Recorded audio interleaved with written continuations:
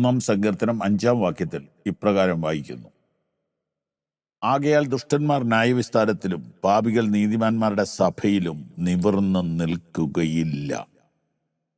നിവർന്നു നിൽക്കാൻ കഴിയാത്ത ഒരു കൂട്ടർ.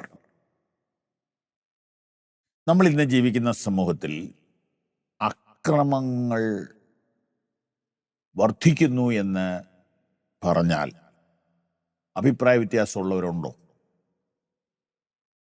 കേരളത്തിൽ ഇപ്പോൾ കുറ്റവാസനകൾ കുട്ടികളിൽ ക്രമാതീതമായി വർദ്ധിച്ചിരിക്കുന്നു. ശരിയാണോ? കുറ്റവാസനകൾ പണ്ടുമുണ്ട്, പക്ഷെ ഇപ്പോൾ കുറ്റവാസന മാത്രമല്ല, കുറ്റബോധമേ ഇല്ല. 6 പേരെ കൊല ചെയ്തിട്ട് കൊക്കക്കോളായും മേടിച്ചു കുടിച്ച് സ്റ്റേഷനിൽ ചെന്ന് പറയാൻ അറപ്പില്ലാത്ത മനുഷ്യർ എന്ന് പറഞ്ഞാൽ ഇത് ഒരു ഒറ്റപ്പെട്ട സംഭവമാണെന്ന് പറഞ്ഞ് വേണമെങ്കിൽ അസംബ്ലിയിൽ ഒച്ചവെക്കാം. ചോദ്യം അതല്ല. ഇതൊരു കാലഘട്ടത്തിന്റെ പ്രശ്നമായി മാറിയിരിക്കുകയല്ലേ? ഇതിന്റെ പുറകിൽ ഗവൺമെന്റിനെ കുറ്റപ്പെടുത്താൻ പ്രതിപക്ഷങ്ങൾ ചെയ്യട്ടെ, അത് അവരുടെ ജോലിയാണ്. നമ്മുടെ ജോലി അതല്ല. എന്നാൽ ഗവൺമെന്റ് ചെയ്യേണ്ടത് ഗവൺമെന്റ് ചെയ്യട്ടെ. എന്നാൽ നമ്മൾ മനുഷ്യർ, സമൂഹത്തിലുള്ളവർ ചിന്തിക്കണം, ഇങ്ങനെയൊക്കെ ചെയ്യുന്നവർ ഏതെങ്കിലും ഒരു രാഷ്ട്രീയ പാർട്ടിയുടെ പിന്തുണ കൊണ്ട് മാത്രമാണോ? അല്ല. കുറ്റബോധമില്ലാത്തൊരു തലമുറ വളർന്നു വരുന്നു. കുറ്റവാസനയുള്ളവർ വളർന്നു വരുന്നു.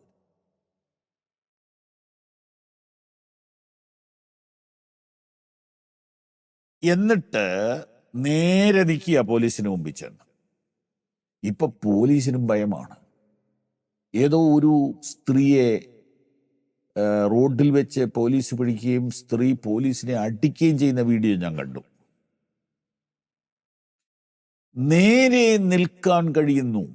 എന്ത് തെറ്റ് ചെയ്താലും നേരെ നിൽക്കാൻ കഴിയുക, അതൊരു പ്രത്യേകതയല്ലേ? ഒരു വല്ലാത്ത കാലം. ഇതിനെക്കുറിച്ച് എന്നോട് പലരും ചോദിച്ചു, എന്താ ഇതിങ്ങനെ വർദ്ധിക്കുന്നത്? കേരളത്തിന് എന്താ സംഭവിച്ചത്? എൻ്റെ ഒരു സ്നേഹിതനായ ദേവദാസൻ കാനഡയിൽ നിന്ന് വിളിച്ചു ചോദിച്ചു, മലയാളിയാണ്, പാസ്റ്റർക്ക് എന്ത് തോന്നുന്നു, എന്താണ് കേരളത്തിന് സംഭവിക്കുന്നത്? ഞാൻ പറഞ്ഞു, ദൈവമില്ല എന്ന ഒരു ചിന്ത ചില നാളുകളായി കേരളത്തിൽ പ്രബലപ്പെട്ടിരിക്കുന്നു. അത് പ്രബലപ്പെട്ടതിനാൽ കുറ്റബോധം ഇല്ലാതെയായിരിക്കുന്നു. ദൈവമില്ലായ്മ എന്ന ആശയം മനുഷ്യനെ കുറ്റബോധമില്ലാത്തവനാക്കി തീർക്കുന്നു. എന്തും ചെയ്യാൻ അവൻ ധൈര്യപ്പെടുന്നു. ഇതെല്ലാം ഈ കാലഘട്ടത്തിന്റെ പ്രത്യേകതകളാണ്. ഇവർക്കെന്തിൻ്റെയും മുമ്പിൽ നിൽക്കാൻ പേടിയില്ല. കോടതിയെ ഭയമില്ലാത്തവർ, ജയിലിനെ ഭയമില്ലാത്തവർ, പോലീസിനെ ഭയമില്ലാത്തവർ, പട്ടാളത്തെ ഭയമില്ലാത്തവർ, വിലങ്ങിനെ ഭയമില്ലാത്തവർ, തോക്കിനെ ഭയമില്ലാത്തവർ. പക്ഷെ ഒരു കാര്യം കേട്ടോണം, ഇവർ ന്യായവിസ്താരത്തിൽ നിവർന്നു നിൽക്കയില്ല. ഇവർ വിശുദ്ധന്മാരുടെ സഭയിൽ നിവർന്നു നിൽക്കയില്ല. പ്രവചനത്തിൽ ഒരു ചോദ്യമുണ്ട്: ഞാൻ നിന്നോട് കാര്യം തീർക്കുന്ന നാളിൽ നിന്റെ കൈകൾ ബലപ്പെട്ടിരിക്കുമോ? നീ നിവരെ നിൽക്കുമോ? അതെ, ഒരു പക്ഷേ നിങ്ങൾക്ക് സമൂഹത്തെ തോൽപ്പിക്കാം, കളിപ്പിക്കാം, പോലീസിനെ ഭയമില്ലാതെ കുറെ കാലം ജീവിക്കാം. ജയിലിൽ പോയാൽ നമുക്ക് എന്താ? ഒന്നുമില്ല. കുറച്ച് കുട്ടികൾ വാട്സപ്പിൽ പറയുന്ന ഒരു വാർത്ത വന്നല്ലോ, ആൾക്കൂട്ട കൊലപാതകം എന്ന് പറഞ്ഞാൽ വലിയ കേസൊന്നുമില്ല, പേടിക്കണ്ടെന്ന്. 10ാം ക്ലാസ്സിൽ പഠിക്കുന്ന കുട്ടികൾ പറയുന്നതാ. ഒരുത്തനെ ഇടിച്ച് തലയോട്ടി പൊട്ടിച്ചിട്ട് അവൻ ശവക്കുഴി കിടക്കുമ്പോൾ ഇടിച്ചവൻ പരീക്ഷ എഴുതുന്നു. കേരളത്തിന്റെ അവസ്ഥയാണ്. പക്ഷേ ഞാൻ ദൈവത്തിൽ വിശ്വസിക്കുന്നു, ഞാൻ ബൈബിളിൽ വിശ്വസിക്കുന്നു.